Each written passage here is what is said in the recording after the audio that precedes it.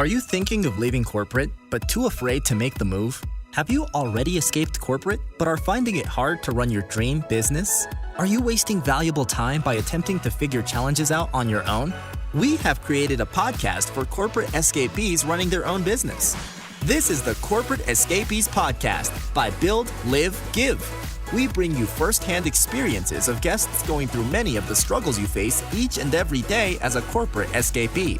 We get real with no corporate BS. And now, over to your host, Paul Higgins.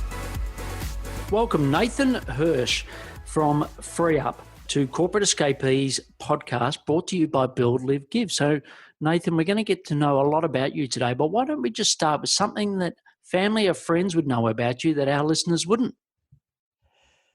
So I've had a lot of injuries. I've broken bones. I have a condition where I have bone spurs that overgrow. I think I'm going on over 10 surgeries right now. Half the reason is because when I play sports or work out, I go really intense and I tend to injure myself. The other half is just genetics, and I'm very prone to injury. But even last year, I had surgery on my shoulder and my knee. So for 3 months, I was lying on an air mattress in my living room because I couldn't go up the stairs. I couldn't use crutches. I couldn't do anything. So hopefully that's behind me. But over the past 28 years, I think I've had something like 14 surgeries. Wow. And you say genetics. So have your parents got a similar condition? No, it didn't come from my parents. It came from somewhere. So the genetic part is that I have these bone spurs that are all over my body. And when they start to hit tendons and nerves, I have to get them pretty much sawn off. But I don't know where it comes from, but it's genetic. Right. And is that painful all the time, Nathan? I mean, they're fine. They don't bother me unless they grow enough where they hit some kind of nerve or tendon. And then I have to go in and they do an x-ray and they cut it out. Oh, wow. And what are your favorite sports?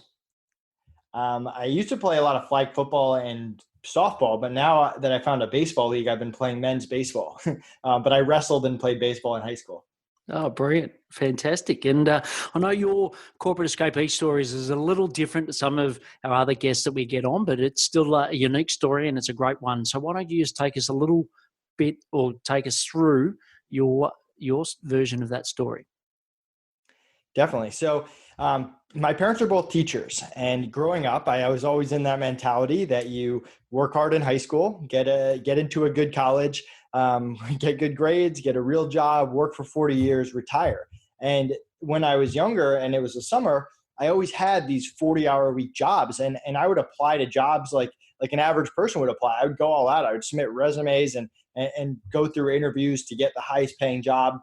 And I ended up landing 2 different jobs, one at Aaron's, and then I eventually left that to work at the Firestone Corporation. And I worked in their corporate. I was a corporate intern, and I was working 40, sometimes 50 hours a week as a 16, 17-year-old. And I learned so much. I mean, all my sales techniques, all my customer service skills, all my management style, it's all from that, because that's the only real life experience I had. But I also realized that I hated it. I just hated watching the clock. I hated working for other people. I felt like it kind of stifled my creativity. And so when I got to college, I almost looked at it as this ticking clock, whereas if I didn't build a business when I was in college, I was going to have to go into the corporate world, and that's not at all what I wanted to do. So when I got to college, I started hustling and trying to find every different way to make money. And I started my own textbook business to compete against the school bookstore.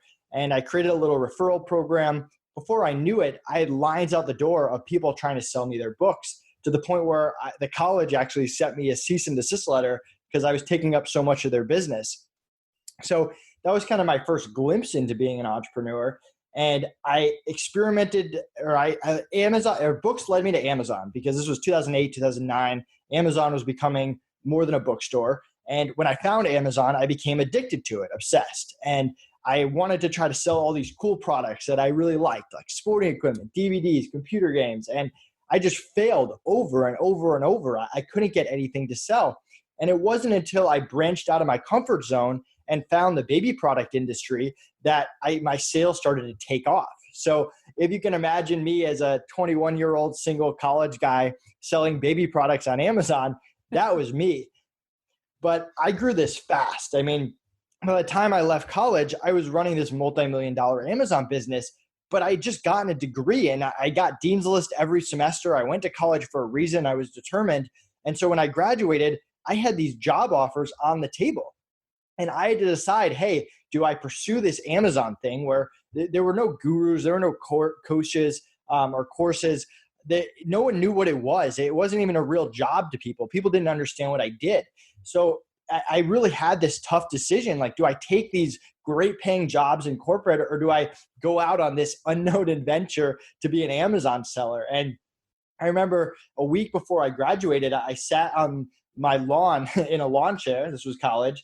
And I talked to my aunt, who's an entrepreneur, and we just went through the pros and cons of both situations. And I left that call and I made a decision to turn down those other jobs, a little bit to my parents' dismay. And I've been an entrepreneur ever since. And I mean, that led me down the whole path of learning how to hire and outsource, which led me to Free Up, which we can talk about later. But that's really how I went from that real world experience to an entrepreneur. Yeah, look, that's an amazing journey. And if you go back to the Firestone, you talked about some of the key skills that you learned there, certainly around sales. Like, just give us a couple of key tips around what were those learnings around sales that you learned then. So one thing about me, I know nothing about cars. For whatever reason, that's just not something that interests me. But my job was to sell car services. So I had to learn how to become the ultimate salesperson because I had to sell something that I knew very little about. So I would have to go into the back room, talk to the technician, and they would talk it in their technical language. And then I would have to I would translate that into my own sales language and go back to the customer and tell them what was wrong with their car, why they needed it, how much it costs, and how to close that deal. So, I mean, nothing gives you more experience than selling something you know nothing about. And I even relate that today to dealing with my developers because I don't know how to code, but I have to interact and manage and talk to these developers every day. So, I mean, part of sales is listening to the customer, understanding the customer, figuring out that not everyone is like you. So sometimes you have to approach things differently. But a lot of it is gathering all the information and presenting in a way that makes sense for your end consumer. Because if you can't do that, then you're not going to sell anything. And then the last thing that it took me forever to just figure out is to just ask and not be afraid to fail, because not asking is worse than asking and getting rejected. And I apply that every day. I mean, I put myself out on a limb to get on podcasts, to network with influencers, to land clients. And you really can't be scared of failure in the sales industry. Yeah, that's great. And I suppose, going from cars you didn't know a lot about to baby products that I'm sure, Exactly. like you said, you didn't know a lot about it. I think that's brilliant. And if you can think back to some of the pros and cons at the time, because I'm sure that'd be great for some of our listeners that are thinking, should I stay in corporate or should I leave? What were some of the pros and cons that you and your auntie tossed around back then in the day? I mean, the pros was the security, the health insurance, the ability to learn from others, because a lot of times you'll have all these people around you that'll teach you, and they'll put you through corporate training, and you can advance, and the opportunity to make more money and be locked in at set salary and build on your resume. Because once you go down the path of being an entrepreneur, you really become unhireable, right? Like, let's say that I just close my company right now. Who's going to hire me? No one, really. I mean, once you're an entrepreneur, there's almost no turning back unless you have this resume built up. And I mean, the pros for the cons for the corporate was I was going to have to move. I was going to have to work for other people. I was going to have set hours. My salary was my salary, no matter how hard I worked, pending advancements. And then on the entrepreneur side, I mean, the con is there's a lot of risk. I mean, you can wake up one day and a new competitor can be out. The industry could change. You could mess something up. You can go out of business at any second, not to mention all the other risks of being a business owner, from being sued to having employees complain to bad reviews online, anything. But the pros is you're setting your own future. I mean, how hard you work and the opportunities that you make directly impact you. You always see the pictures, which always stands by me, and where it's a CEO and he drives up in a really nice car and he says, "Hey, I just bought this really nice car. If you work really, really hard for the next year, I will be able to buy another one." And it kind of stands out where the only way that you can really create your own financial freedom nowadays is to become an entrepreneur. Yeah, that's great. And you obviously spoke about your auntie then, but who else has helped you along the journey of sort of building? I think you grew to 30 million in the e-commerce or Amazon business pretty quickly. Like, who are the key people that helped you or influenced you during that journey? So when I first started selling, one of my first hires was this kid, Connor. And Connor didn't have a car, so I had to pick him up every day. And I started to teach him a little bit about the business. And every day when I would drive him home after him doing his repetitive tasks, they weren't big tasks, he would ask a lot of questions. He was so curious about the business. And he ended up being my business partner. He owns part of FreeUp. He's my business partner there as well. And we work so well together because we have the same values, the same beliefs. We want to help people. We don't necessarily, we take our word seriously. We're honest. We try to grow the business the same way, but we're totally different people. He's much more of a long-term thinker, a planner. He's a great writer. He writes in a journal every day. I'm the exact opposite. I mean, I'll be on a podcast and I'll be talking nonstop. I'm a short-term thinker. I'm trying to figure out, what can I do today? What can I do this week to figure something out? I'm a problem solver. We're just very, very different people, but we complement each other very well. And I don't know how he feels about me, but I know I couldn't grow the business without him, because he brings so much to the table. He approaches things in a much more calm way than I do. I'm a little bit more high edge, but we complement each other very well. And I attribute a lot of my success to finding him very early on.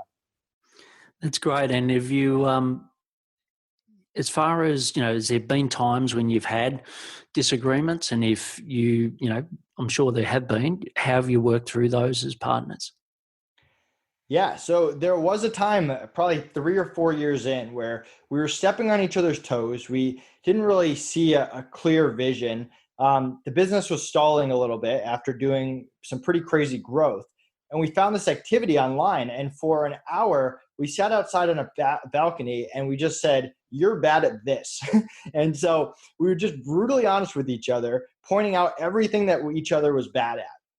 And at the end of this meeting, we had a list of everything that he was bad at, I was bad at. We realized we complemented each other very well. We were able to divide up the business. Hey, you focus on this, I focus on this. So we're not stepping on each other's toes. We also had the list of everything that we were both bad at, yet we were doing them every day. So we started hiring, trying to turn those weaknesses into strengths. And ever since that, we've been working together great. We know what each other is good at. We focus on our strengths. We don't micromanage each other. We have meetings. We keep each other updated. But that's an activity I think you really need to do with your business partner, so you're honest about what each person's strengths and weaknesses are. Yeah, that's a great exercise. And back to your parents, both teachers, as you said, how do they describe what you do? If someone comes over for dinner and they say, someone says, "What's Nathan up to?" How do they describe what you do now? Now they're incredibly proud. I think they're always been very, very supportive. My parents are awesome. As long as I don't show up on their doorstep homeless, they're happy. Whatever makes me happy, which is great. But you have to remember, this was a time where I had just graduated college. I had put in 4 years of really hard work. Their norm was to take that experience and get a real job. So at the time, they weren't pushing, but they were like, "Hey, Nate, you sure you want to do this? Like, really think about this decision." But once I made the decision, they were fully supportive, and they've been that way ever since. And I think they enjoy talking about it. I mean, who doesn't like bragging about their kid? They get to see FreeUp on social media and all that stuff, which I think is pretty cool. And I mean, they've lived their own incredible life. They're both retired now. They saved up well. They travel the world all the time. Every month they're going to a new place. So the same path is not right for every single person. Yeah, no, so true, so true. And FreeUp, tell us a little bit more about FreeUp. So if someone says to you, "Hey, Nate, what's FreeUp?" How do you describe it? Yeah, so a lot of building my first company was hiring remote freelancers, and I got pretty good at it, but I got tired of going to Upwork, going to Fiverr, posting a job, getting 50 people to apply and going through them one by one. And I always just wanted a faster way. So 3 years ago, I built FreeUp. And what we do is we get hundreds of applicants every week. We vet them for skill, attitude, communication, We take the top 1%, we let them in, and then we make them available to our clients rapid fire whenever they need them. It's free to sign up, no monthly fee, no minimums. It's in our best interest to get you people you actually like. On the back end, we have freelancers from $5 to $75 an hour, everything from customer service to graphic design to top digital marketers. We have 24/7 support to make sure that you're taken care of. My calendar is right at the top of the website. I'm very easy to contact. And then lastly, we know how frustrating it is to find someone you like only to have them quit. So we have a no turnover guarantee. People in our network rarely quit. It is real life. It could happen. But if they quit for any reason, we cover all replacement costs and get you a new freelancer right away. So that's really what we're all about: the pre-vetting, the speed, the customer service, and the protection. Great. And what's some of that secret sauce around asking the right questions? Like, I'm sure you've got a very extensive process, but what are some of those questions that people could maybe apply in their own business? Yeah. So what we found out in our Amazon business is when you hire people just for skill, a lot of times it'll burn you, and you really have to focus on the attitude and the communication as much as you're focused on skill. So with attitude, we look for people who are really passionate about what they do. I don't know if you hate bookkeeping. I hate bookkeeping, but when I hire a bookkeeper, they have to love bookkeeping as much as I love being an entrepreneur. Those are the type of people we look for. People who aren't just in it for the paycheck, who are passionate about what they do, who want to be part of a community, who the second anything goes wrong, their first reaction isn't to get aggressive or blow it up or make it worse. And then, communication's everything. You guys know that from the corporate world, how different departments need to communicate. But think about the remote world where you're not even in the same room as someone else, maybe not even the same country. So you have to be able to communicate at the highest level, hitting due dates, giving estimates, obviously speaking the same language. And we have 15 pages of communication guidelines that people have to memorize and get tested on before they get in. So our interview process, yes, we have skill questions and they're broken down by every skill has its own questions. We have a lot of attitude questions to trick people. Things like even asking them, hey, rate your skills 1 to 10 and tell us why, and almost challenging them a little bit, because we want to know, hey, does this person actually have a good attitude? Is it a show? Have they just been practicing this interview process? And for communication, the first sign of poor communication, whether it's not understanding a question, whether it's obviously showing up late for stuff, we're pretty quick to jump ship. We want people that are the best of the best. Yes, great. And as far as your ideal client, so who's your ideal clients, Nate? Yeah, so it's funny. When we started this, we were mostly a marketplace for Amazon freelancers because that was my background. I was in the Amazon community. And after year one, Amazon sellers started telling the whole e-commerce community. So we're getting Shopify, eBay, Walmart requests. And then at the end of year two, we're started to get outside e-commerce. So now we work with marketing agencies, software companies, doctors, lawyers, real estate agents, you name it. I would say our ideal client is probably in that the $2 to $10 million range, only because that's usually when they have control over hiring and they're not too big, but they have a hiring budget where if they have a bad week or a bad month, they're not firing everybody. So that's probably the ideal client, but we have clients who do $100 million. We have clients who have never sold anything before and are trying to get their online store off the ground, and everything in between. Yeah, and I know that, I've been in the outsourcing game for a long time. The Coke company I used to work for was sort of invented it in a way, been around for 126 years and always leverage suppliers and partners to grow their brilliant business. And then, when I left Coke, I set up a team in the Philippines and built an outsourcing team. But, I'm still come across people that sort of have a real fear of outsourcing, whether it's using a virtual assistant or using other skills. And, no, someone's got to be local to me or someone's got to be in my office. What do you say to people when they come up with objections or challenges like that? The gig economy is booming right now. Over the next 10 years, over 50% of the workforce is going to be remote, which is pretty crazy. So that means that if you're not taking advantage of it, your competitors are, or they're going to be soon. So it's such an opportunity now that wasn't available 20, 30 years ago. And yes, there's going to be risk. In business, there's always risk. And there's nothing that I can do or anyone can do to make that risk zero. But how many $5 million a year solo operations do you have? Not many. You have to hire. And a lot of times if you're hiring and you're a startup, you can't afford to hire someone for $100 an hour. You can't afford to hire someone for $100,000 a year. So the gig economy makes it possible. And also, I've been hiring and outsourcing for over 8 years, both US and non-US. I've never had an issue. We bill over 12,000 hours a week on FreeUp. Never had an issue. I'm sure if we bill enough hours, eventually something will happen because that's just life. But the percentage is a lot lower than people think. And when you're talking about FreeUp, it's so hard to get into our network. And once they're in, they like it that we bring clients to them. So they care a lot more about being in our network and making sure you're happy and getting more clients from me than they do about jeopardizing your business in any way. Great. And the business model, how does the business model work, Nate? Yeah, so we take a percentage of every hour worked, 15% with a $2 minimum. So it's free to sign up. There's no monthly fee. You don't have to give us a payment method until you're ready to hire someone.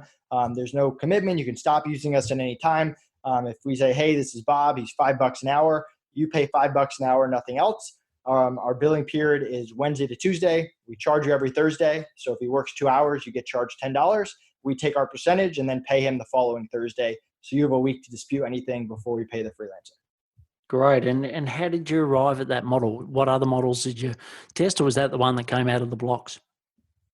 That is the original motto. We changed the billing dates around. I think it used to end on Tuesday or something. And I think we moved it later on in the week to avoid some craziness. But I mean, that was really the motto. And I mean, I've used every single freelance marketplace out there. So I knew what I liked. I knew what I didn't like. And I tried to take what I liked and change everything that I didn't like. So that's really how we came up with the model.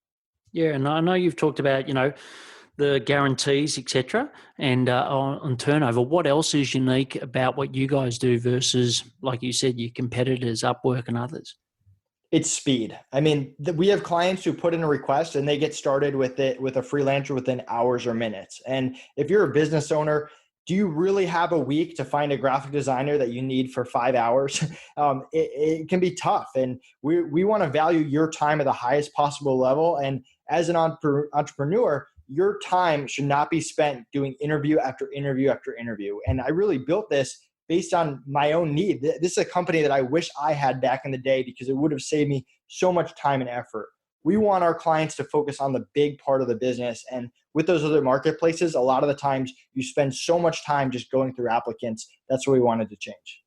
Yeah, and I know this might be a touchy subject, Nate, but a lot of platforms in the past haven't worked well because people, jump off the platform. So you go and use Upwork as an example to resource someone, and then you take them direct. And Upwork don't continue to get the commission. What sort of happened in your world, or what happens in your world in regards to that?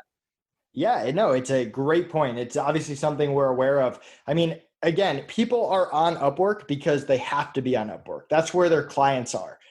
So with us, they're in FreeUp because they want to be there. If you look at it from the freelancer side, they don't like having to compete against 50 people for every applicant, just like the client doesn't like going through 50 people. So when they're in FreeUp, they get clients quickly. It's 1 to 3 people per ticket, usually one. It's a much more collaboration. They get to meet other freelancers. They get to grow. My support team is there trying to help them grow their freelance business and give them tips and help them succeed. So they don't want to do anything to jeopardize their relationship with us. And on the client side, we build great relationships too. We have people's back. We make sure that they have a great experience. So with that said, in order for someone to go around us, the client would have to want to go behind my back and the freelancer would want to go behind my back. And the chances of one of the two not wanting that to happen are pretty high. So do you want to really take that risk? Because if we catch you doing that, if you're a freelancer, you don't get more clients. And if you're a client, you can't use this anymore. So happens a handful of times. I want to say that it almost always gets reported pretty quick. A lot of times it's an accident, someone didn't know or whatever. But yeah, I mean, it's part of the business. There's nothing I can do to change it besides continue to build great relationships and treat both sides incredibly well. Yeah, great. And what steps you put in place to improve the profitability of FreeUp? In terms of like increasing the margin? Yeah, improving your profitability. I mean, our margin is set. It's 15% with the $2 minimum. And so for us, it's more about volume than about trying to increase the profit. Because if you increase the profit, I mean, we don't want to take a $5 an hour freelancer and charge clients $25. I mean, whether that's right or not, I also just don't think I would get that many clients. So our margin isn't changing at all. What we can do is make the process more efficient.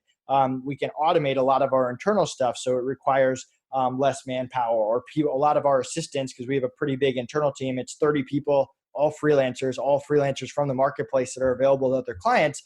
But we want them to focus on big picture stuff, getting clients, and not internal process stuff. So we're constantly trying to automate it and make things faster. So the money is being invested on expansion and not day-to-day operations. And obviously getting more freelancers that are talented and getting more clients that are looking to hire. That's how we're growing this business. Great. And this might be a question for Connor, but I'll ask you it. What are some examples of that automation that you've put in place? I mean, our billing it now is automated. We just launched a new billing software. So, I mean, before we'd have to manually charge every credit card on Thursday, and we've got a lot of clients, so you can imagine how much time that took. And now you click a button and it automatically charges the cards and lets us know which ones are declined so we can reach out to people. So that's just one example. Another would be our ticketing system. So a client puts in a request, tell us what they need. It goes into our ticketing system, and we're constantly trying to fill them. And our assistants can go through the tickets and reorganize them and keep track and mark them as filled or still need someone. So all that is very automated, whereas before it was a much more manual process. Great. And do you use anything like Zapier or any other software to help different systems talk to each other? No. So my philosophy on software that I came up with after 5 years of trying to integrate everything is everything always does about 80% of what I want it to do, and I can never get it to do that last 20%. So now I just build everything myself from scratch. Okay, great. And when you say build, obviously you got your team, because I think you said before that you're not coding yourself, but you've a great team that do it for you. Correct. It's my ideas, but it's the developers that are writing the code. Yeah, no, that's cool. And what's the number one source of new leads for you, getting new business, new people on the platform? Yeah. So podcasts are huge. I mean, that's why I spend a lot of time on them, getting in front of different audiences, influencers as well, that are constantly promoting us to their community. But one of the best business decisions I made was I created a referral program early on, where any clients that you refer, and freelancers too, you get 50 cents for every hour that we bill to them forever, or every hour they work forever. So people are constantly telling other people about us. Obviously, they have a good experience first, and then they tell other people about us. So we're constantly getting new freelancers, new clients through referrals. And we paid out over $150,000 in referral money last year. So it's been a pretty good program that we're keeping in place, and we want to double that this year. Yeah, great. And podcasts, like you said, you've been on lots of other great podcasts like this one. What's your couple of tips on people that are trying to get on podcasts? What's some tips on doing that? It's like sales. You have to be persistent. I mean, I've had podcasts where I reached out to the person for 2 years before they let me on.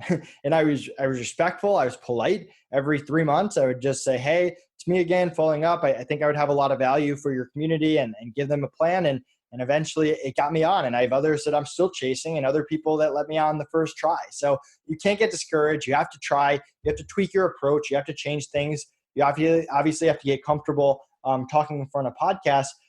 But I mean, that's really what sales is all about.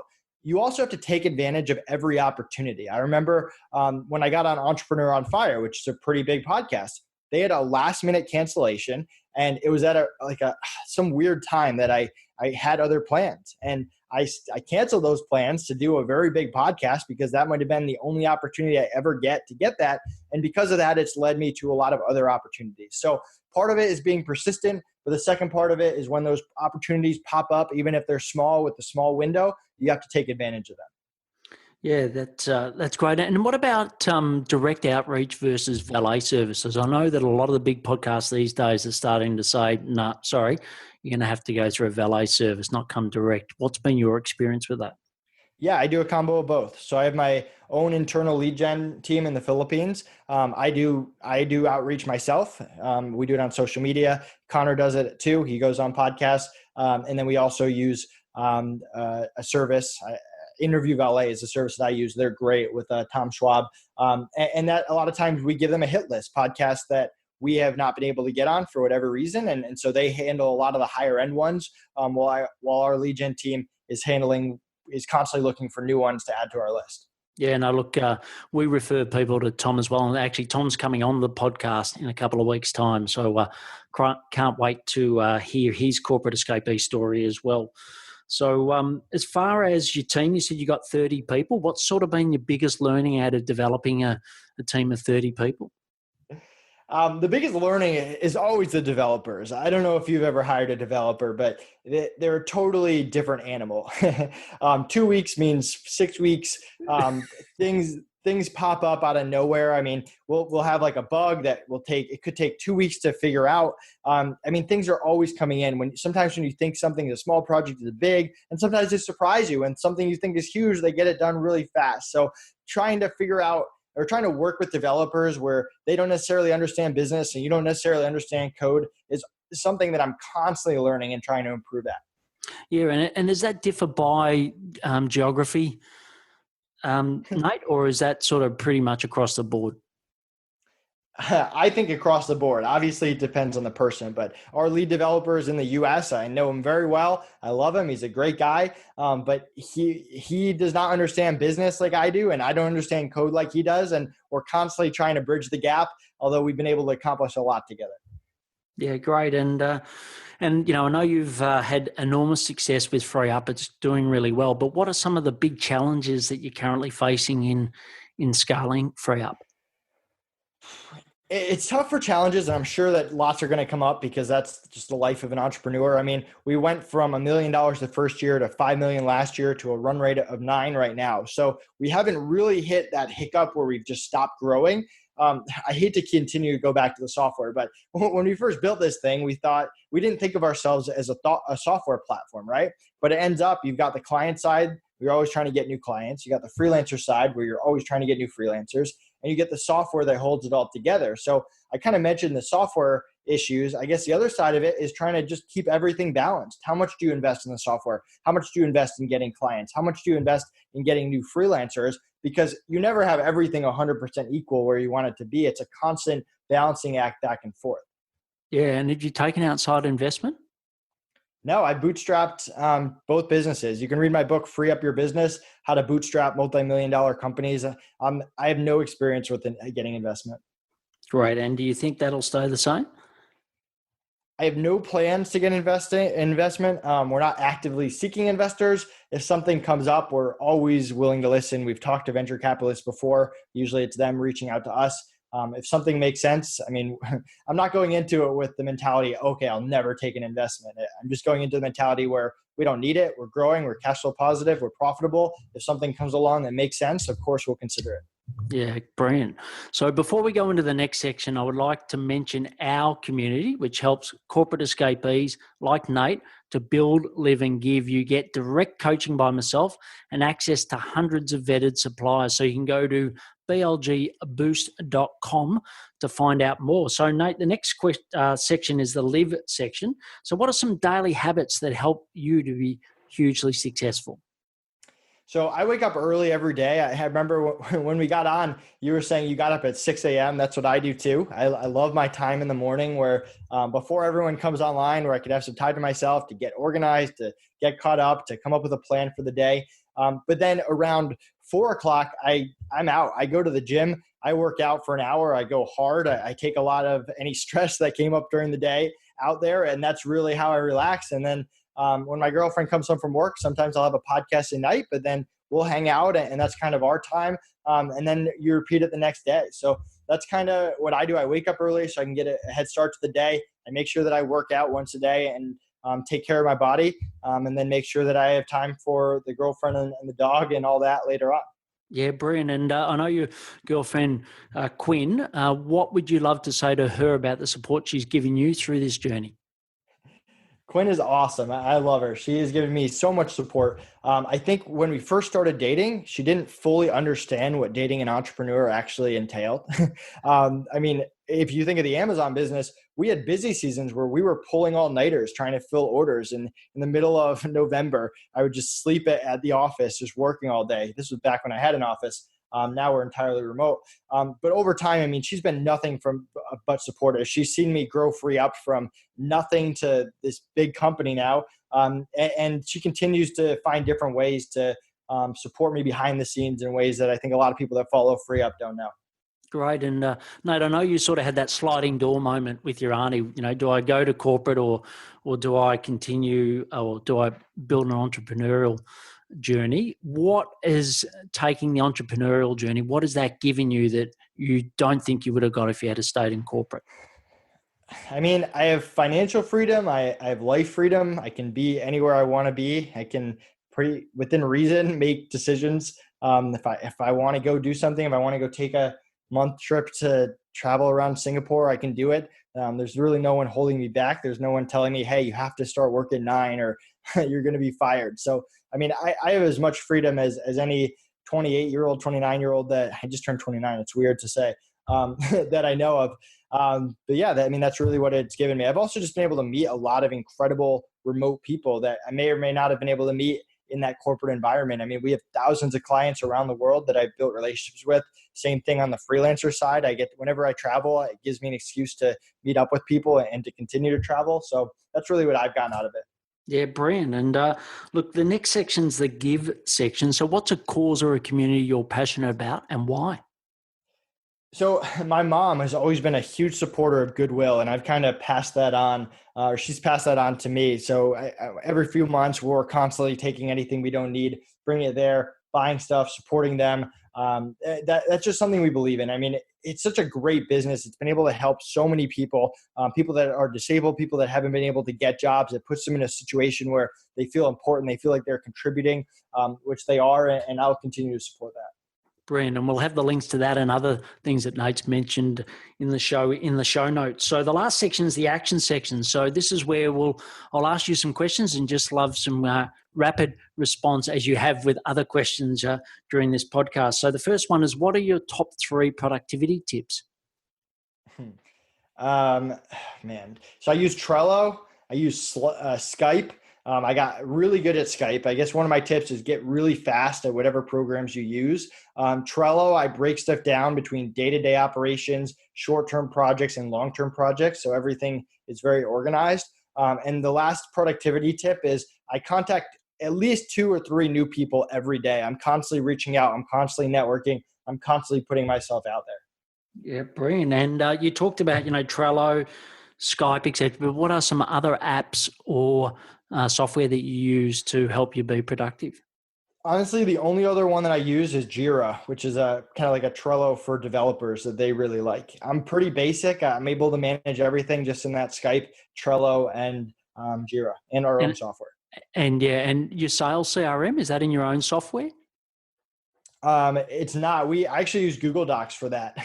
We have a pretty efficient system with a lot of formulas that we've built that I would put up against any other sales software. It's been very effective for us. Okay, great. And other than this one, what other podcasts do you love to listen to? A lot of the e-commerce podcasts, like Ben Cummings, e-commerce, Momentum. I like to stay involved in the e-commerce community just because that's where I originated in. Brilliant. And what's some parting advice that you've got for the BLG audience?